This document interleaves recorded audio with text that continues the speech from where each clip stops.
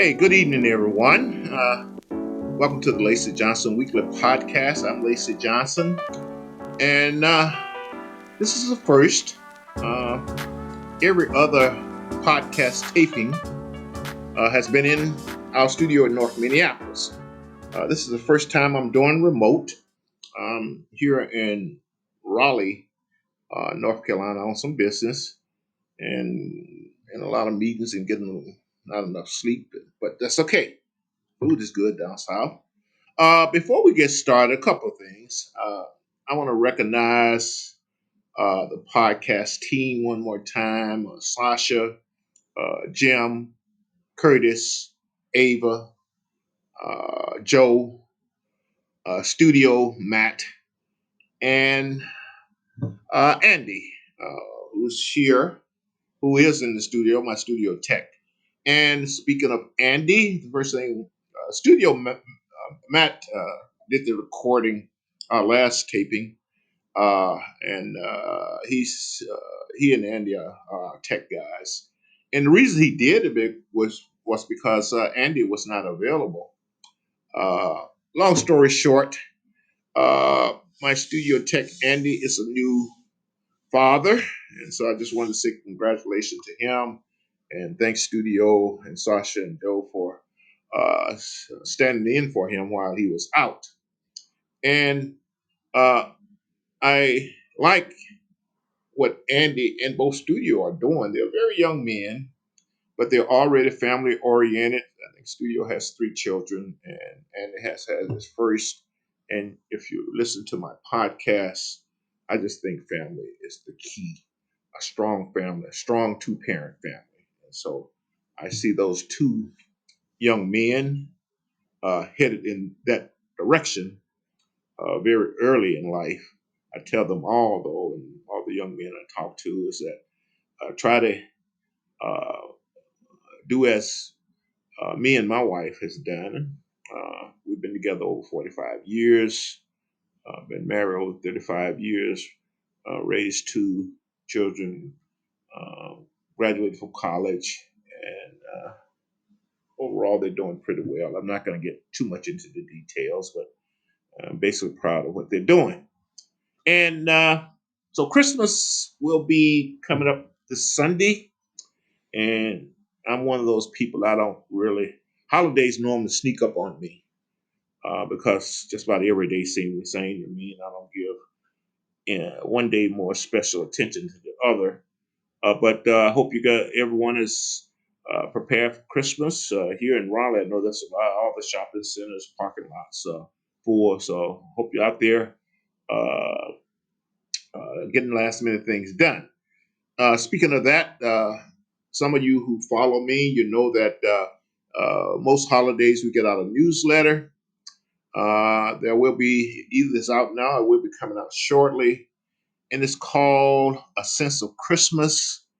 And I just talk about my life experiences with Christmas, why it's such a special holiday. But growing up, I just remember the senses of it. Um, and it's our senses that kind of help our memory.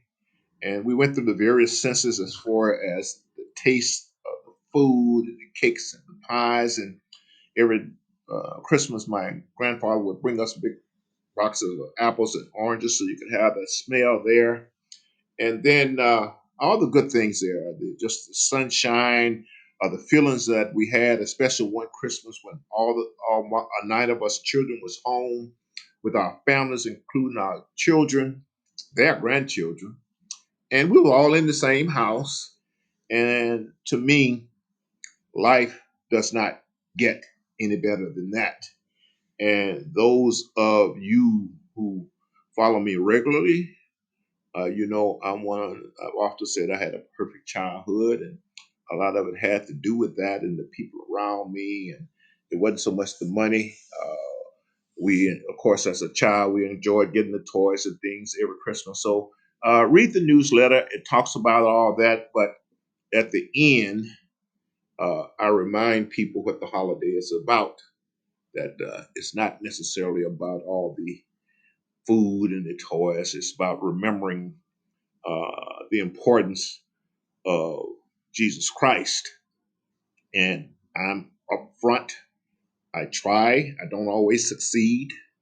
Uh, Everything I think and do, I try to base it on principles.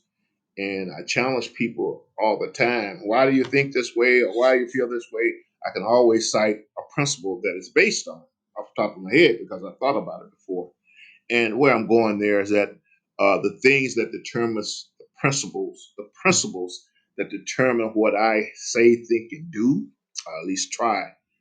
I'm not perfect at all. I get the principle first and foremost from the Bible. I try to live my life by the principles of the Bible and the teachings of Jesus Christ. Secondly, the principles that my parents instilled in me that deals with hard work, sacrifice, responsibility, accountability, good habits, respect, those type of principles I try to deal with. And then there are the principles in the Constitution. I believe in the principles of the Constitution, and if there are things that you disagree with in the Constitution, I think there's a process of amendment that you can change it. Or if there's something out there now you don't like, there's a process in the Constitution where you can repeal it. This is, if you know me, I take a few digressions every once in a while, and it's.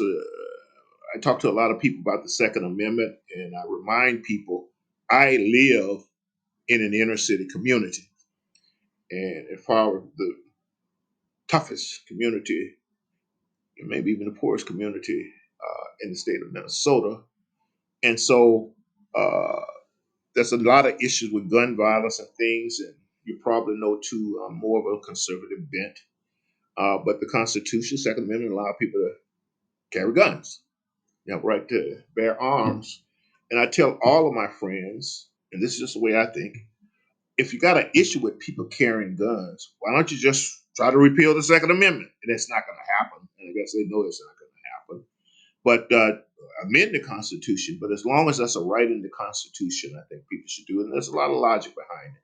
So my bottom line there is that the Constitution is important to me. I believe in obeying the law. If the law is unfair or unjust, we can fight to change the law. We don't ignore it. Or if we choose to disobey the law, we accept the fact that we might be arrested, that we can't do that without consequences. And, during the civil rights movement, and we challenged a lot of laws, or they did. I was probably too young to do it, but they did it with the understanding that, hey, I might go to jail because of this until we get the law changed, and they accepted that the whole philosophy behind civil disobedience. And we have transitioned today where if people don't like the law, they think it's okay to just ignore it. And I see us headed down that path. In fact, look like roughly half the country think if you don't like a law, just ignore it, and there shouldn't be any consequences. No, there should be consequences anytime you break the law. Me, my kids, my family, or whatever. And if the law isn't fair, let's go about changing it. And that's my philosophy. So, Bible, Constitution, and third thing, principles. What my mom and dad told me, and then finally very small percent of the principles that I live from. This come from things that I've learned and adapted during the course of my life. So that's enough of that. So Merry Christmas to everybody, the newsletter. Now, let's get down to talking. But before I do that, remember to go out to lacyjohnson.com and subscribe to the podcast. Click the bell for notifications, support the podcast. We got a online store, things like that out there. And, most importantly, uh, we encourage feedback.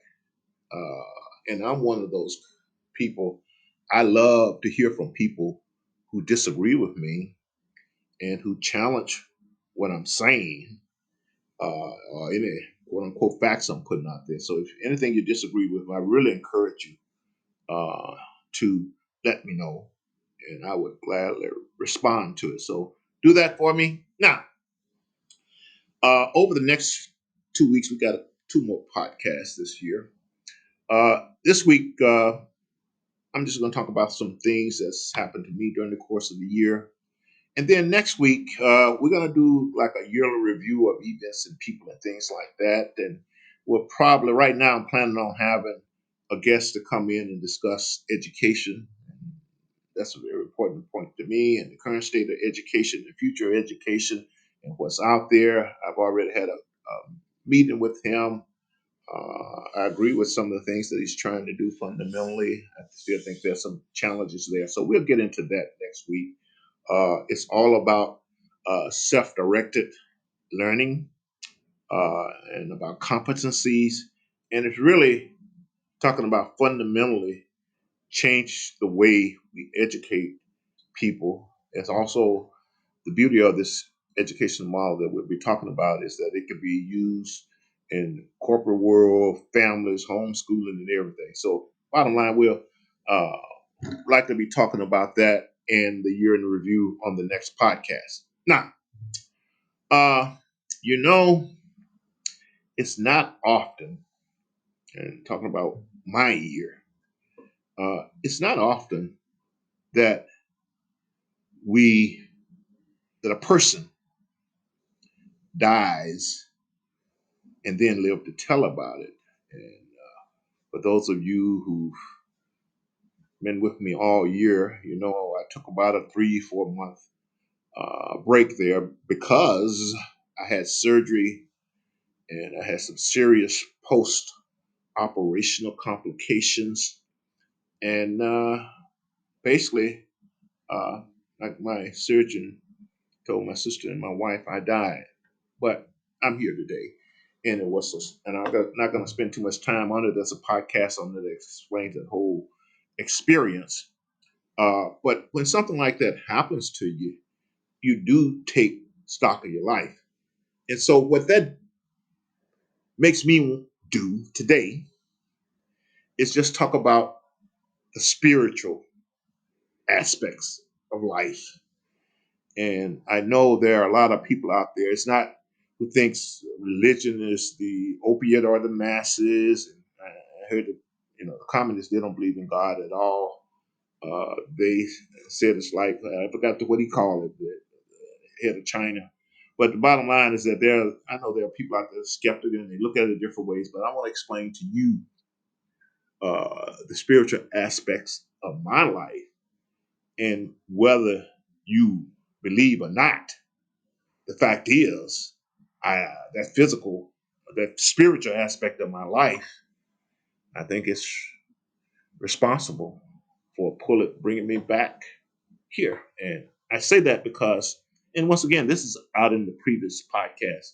I say that because why everything was going on with me physically that I did not know about, and it was over the course of 10 days, I was also getting visions from God and uh, very clear visions about the world and how things work, the effect of money on people, greedy people, people that we've been convinced are good people who really are not, people who we've been convinced are bad people who really are not. And that's biblical too. Somewhere, and I'm paraphrasing here, it says, it basically says you're going to be surprised who you do see and don't see in heaven because we human beings, we're not that good at stuff. So that's going to lead me into this whole discussion of spirituality. Now, and let me lay the groundwork fundamentally. Well, first, you need to know one thing about me. I have not encountered any contradictions between religion and science. As a matter of fact, I think science to me shows us, teaches, give us insight on what God used to do some of the things that He does. And so I don't see any contradiction there. And so based on that, I'm gonna my perspective on the spiritual world is this. Look, uh, it exists outside of our human senses. And we need to understand, and I think most of us don't. I shouldn't even have to be careful how I say these things, but uh, look, our senses are so limited, and our brains are designed to trick us. And when you put those two things together, what we think we know, or what we think exists and doesn't exist, uh, really is very limited. And I'll give you some example talking about the senses because let's take let's go through our senses. Do you know that a whale? Let's take this sense of smell. A whale, not a whale, white shark. A white shark can sense a drop of blood in like 10 billion drops of water. Did you know that when it comes to the sense of touch, that the catfish, his whole body is has sensors. So his ability to sense things are like 50,000 times or so greater than ours. And the point is that we need to understand that there's a lot of things out there that our normal human senses do not detect. And this is just my connecting science and my spirituality here. There is uh, people talk about the elephant sense of smell, similar to that. So that's the point. If you think about an owl eyesight, I think is 70 times its acuity of its eyesight is 70 times that of a human being. And I may have to correct some of these numbers, but and acuity is basically like the contrast. And those of us who are old enough to remember when all those things was knobs on your TV rather than some type of screen, there was a contrast knob on there to make it sharper and things like that. The bottom line is that in our eyesight is greater than ours. So I'm making that point. So I think you got that point. Our senses are very, very limited. And so, once again, that's my definition of spirituality. Those things that exist outside our normal human senses. And I think there are human beings who have greater senses than others. And there is, and I don't have a scientific explanation for this, uh, but I wouldn't be surprised that there is a spirituality sense that some people have that others don't. And before we go too far out on the limb there, uh, I also talk about, and we're gonna get into this. I like to talk about connection. So fundamentally, we're going to talk about my experience um, coming back to life. That's a better way of putting it. The spirituality associated with that, and how that has influenced me and affected me this year. Now, I'm about connections, connecting odd things. So I think, and I've already started to do this, uh, the things I want to connect, and I have connect, is just God, science, and I talked about the catfish and things like that. That's all connected into what I'm saying right now. So uh, basically, we are here today. Cut. Can you? I can keep talking, right, Andy? Oh, you don't even see me. You're gonna have to cut some of this.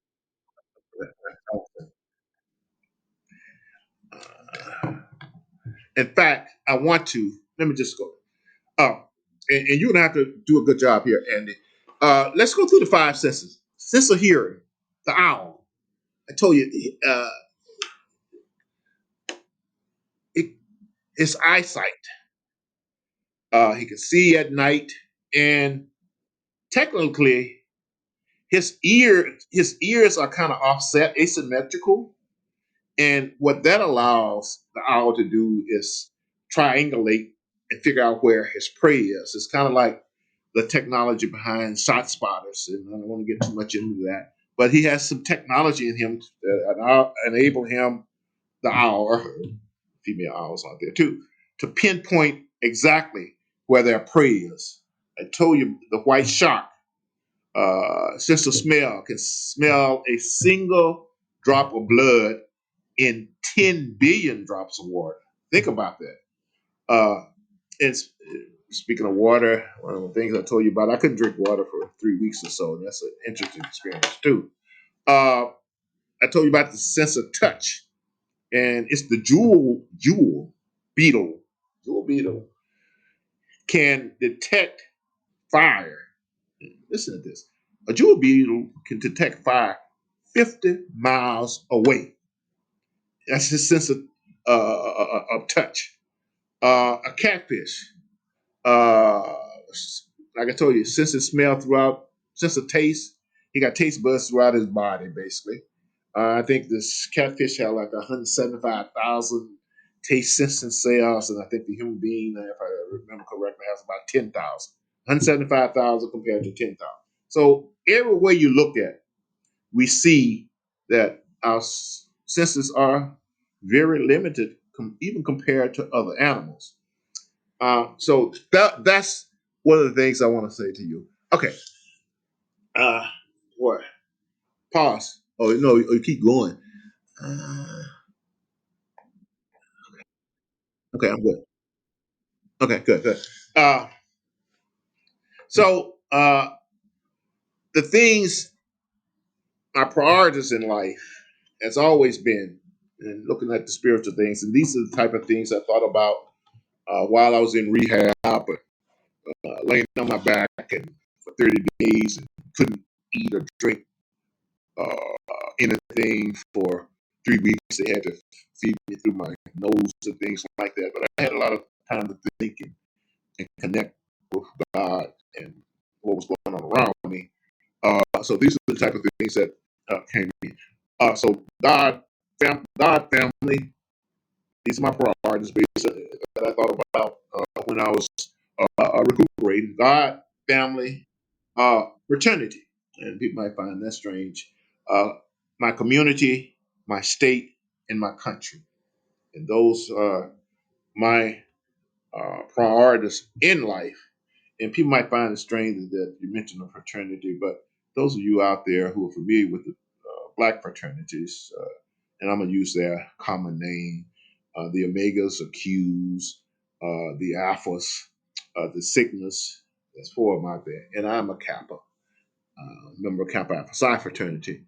And, people wonder about that, but I was pledged in the old school days where you were allowed to haze and kind of tricky.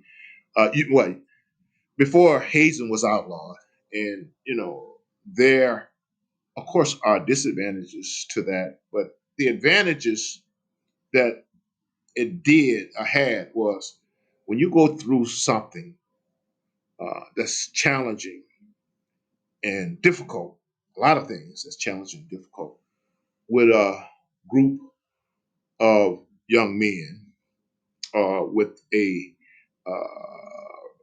fraternity brothers, it established a bond, and we are like families. People find that hard to believe. I could show up anywhere on the planet Earth and know that if I run into a fraternity brother, at least us old school, I'm still waiting to see what happened with the new school where they've outlawed a lot of things. I knew I'd be taken care of, and so those are my priorities.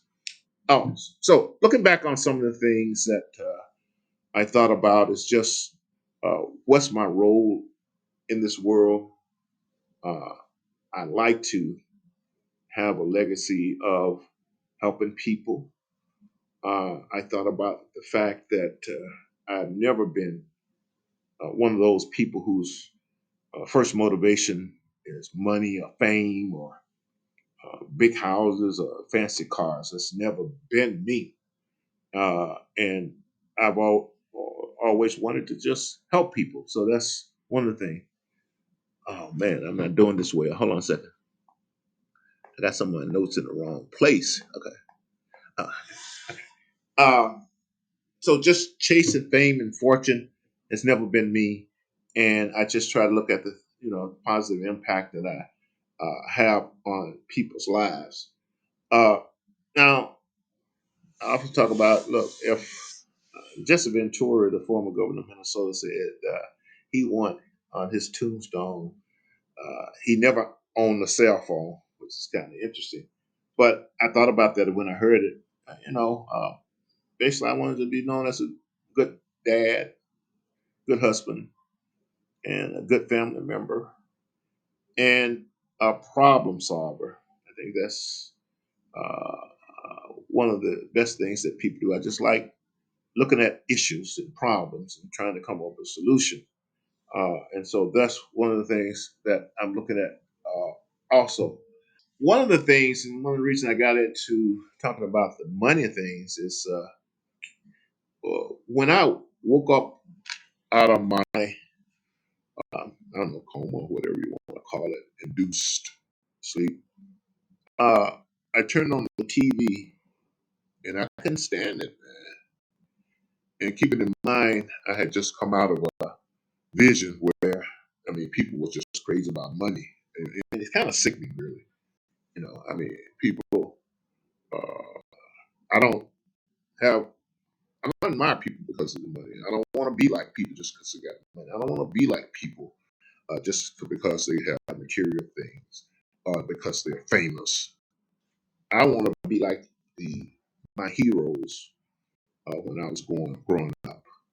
I want to be like my mom and dad. I want to be like my grandparents and my teachers and the people, young people I grew up with, my friends I grew up with. And what does that mean? First of all, once again, stressing, we didn't have much money, but it means that I'm looking at people's character, and I try to judge people based on their character. And the kind of people I like, I don't care how much money you got, I don't care how much quote unquote power you got. That's not my interest in people.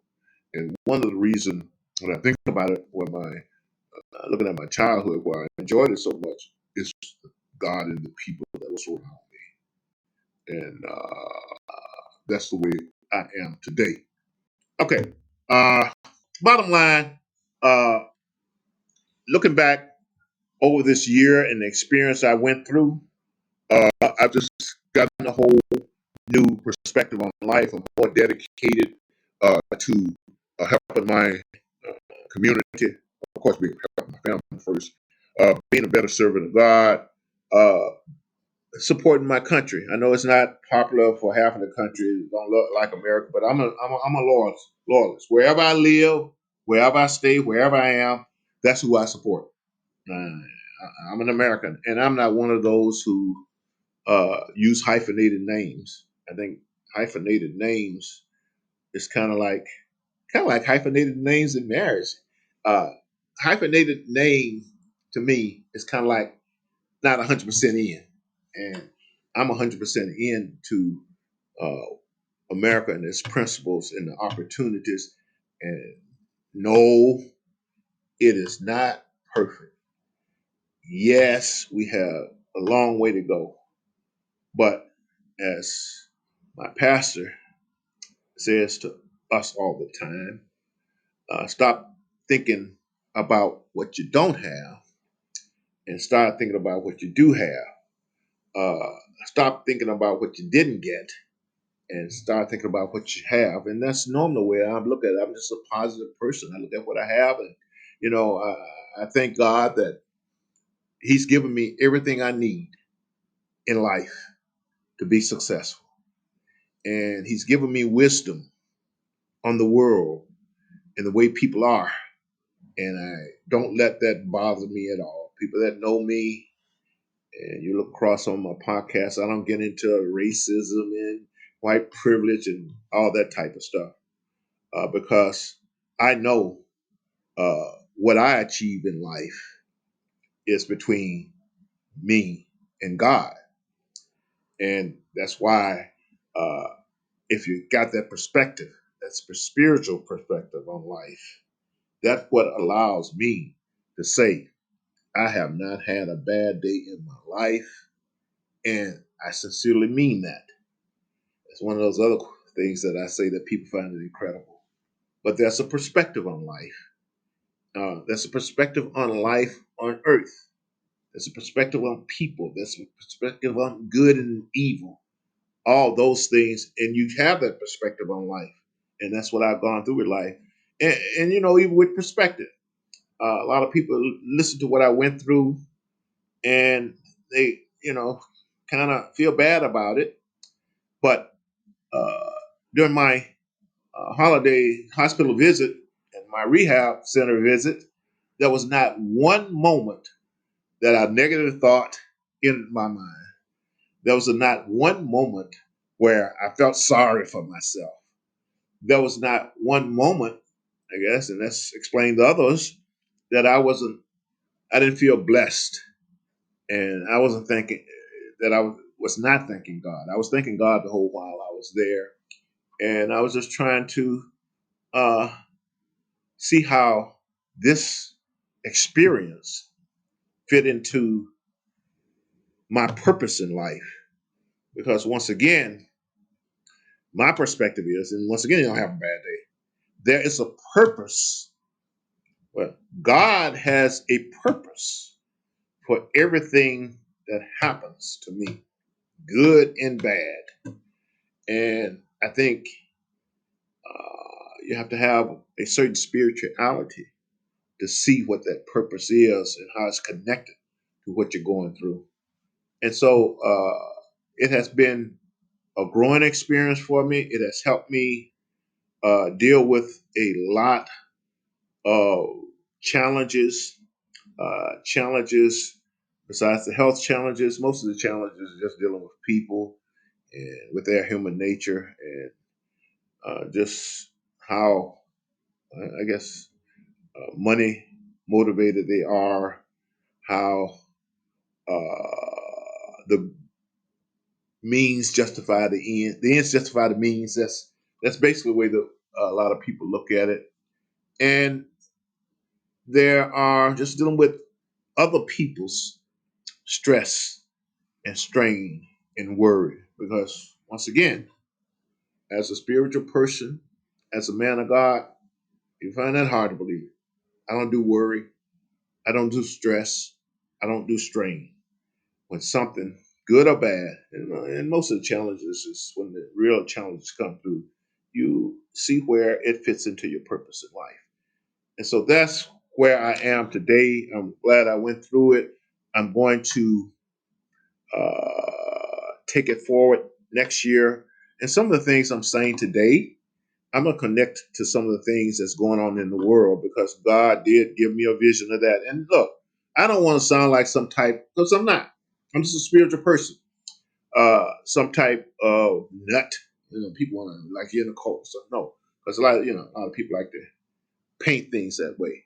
But I know there's a God. I know Christ, and whether other people know it or not. And the good part about it too, like I say, uh, I can connect that with reality and science and principles. It's like, and Andy and I, we talk about these type of things. My studio tech, the creation of the world. I see where Einstein's general theory of relativity can explain how all that happened, how time is relative. My 7 days, God's 7 days might be our billions of years. There's science behind that. And I understand the science behind that. And so that's what lets me know, and he's constantly reminding me of the science behind the spirituality and how things do that. And so that's what I'm thankful for. I'm going to use that to go forward to be a better person, to be a better family man, to be a better community service person, and to be a better American. And I'm proud to be American, to be an American. As a matter of fact, I'm not one of those people who sit around and complain about it. As a matter of fact, I'll end it with this. I tell people all the time when you ask your age, what's history? History to a lot of people.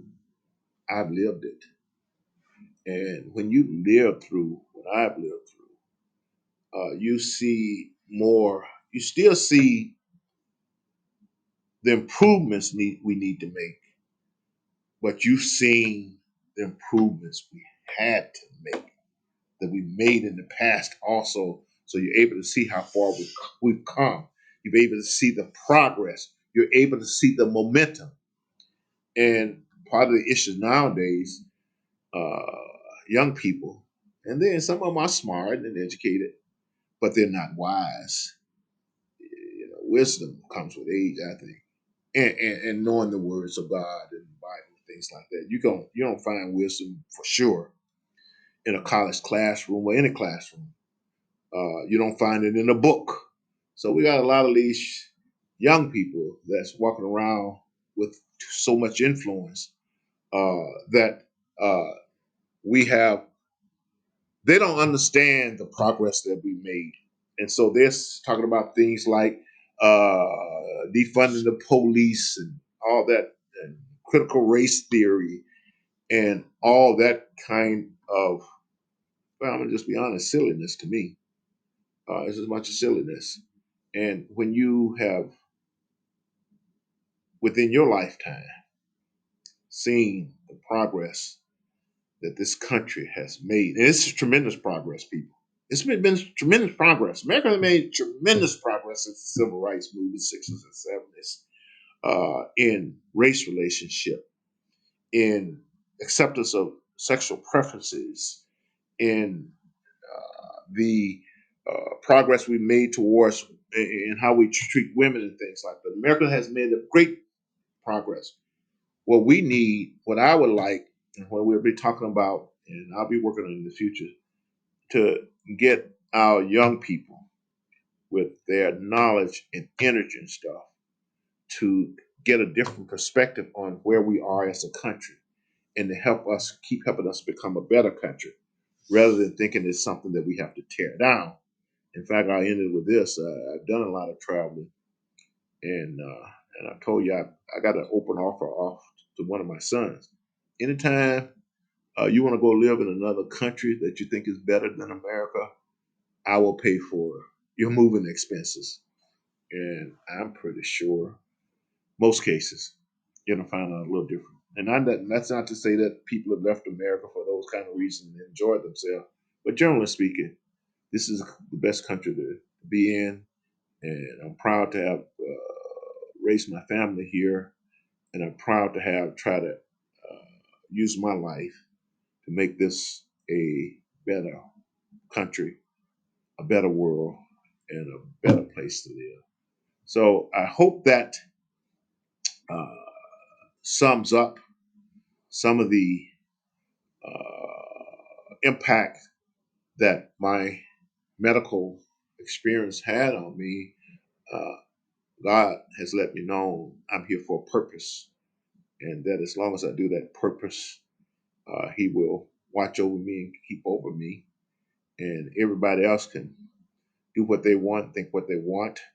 Uh, I know why I'm here and who I am. So, you guys have a great Christmas with your family, and see you back here right before New Year's and take a stock of what has happened over the year and talk a little bit about education and how we move forward on that. This is Lacy Johnson signing off. Like I say, look forward to seeing you again next week. And remember to go out to lacyjohnson.com and support the podcast. And Merry Christmas to you and your family. And remember the main reason for Christmas. Thank you.